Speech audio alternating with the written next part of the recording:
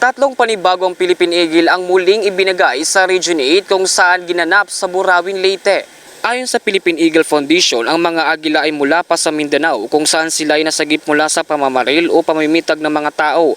Ang mga naturang Philippine Eagle ay sina Lyra Sinabadan, isang babaeng agila at 8 taong gulang, si Lakpo, isang lalaking agila at 20 taong gulang na magiging kapalit ni Oswag na ipapakilala naman kay Philippine Eagle Carlito, at si Kalatungan Juan na 3 taong gulang na isang lalaking agila na magiging kapares ni Lyra Sinabadan.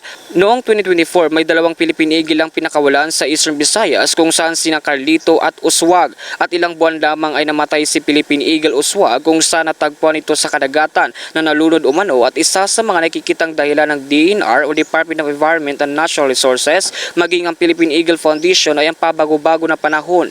Ginawa ang turnover ceremony sa Mahag na Volcano National Park Ecolodge sa Burawin, Leyte, kung saan kasama sa mga nakiisa ang ilang kalapit na LGUs gaya ng MacArthur Leyte, La Paz at Burawin, Leyte, at maging ang ilang ahensya ng gobyerno. Ayon kay Dr. Jason C. Ibanez, Director for Operation Philippine Eagle Foundation, sisiguraduhin na nila hindi na mauulit ang mangyari kay Oswag, kung saan isa sa mga gagawin daw nilang hakbang ay ang cohort banding at site banding para mahasa umano ang mga agila na malawak ang mga pagkain kung saan sila papakawalan at magpaparami. Nananawagan din siya sa mga publiko na huwag barilin o hulihin ang mga agila dahil ito'y endangered at labag sa batas.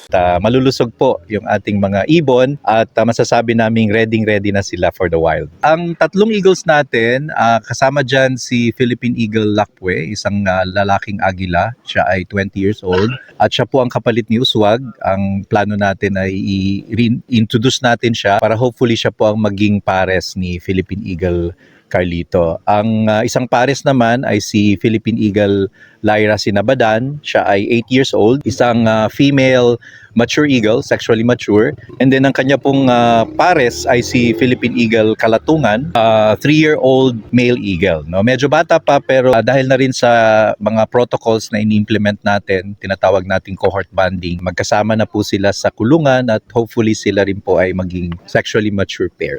Sa ngayon, mananatili muna ang 3 agila sa pangangalaga ng Philippine Eagle Foundation at DENR Region 8 kung saan hasain sila upang mapabilis ang kanilang pagtanggap sa bago nilang tahanan.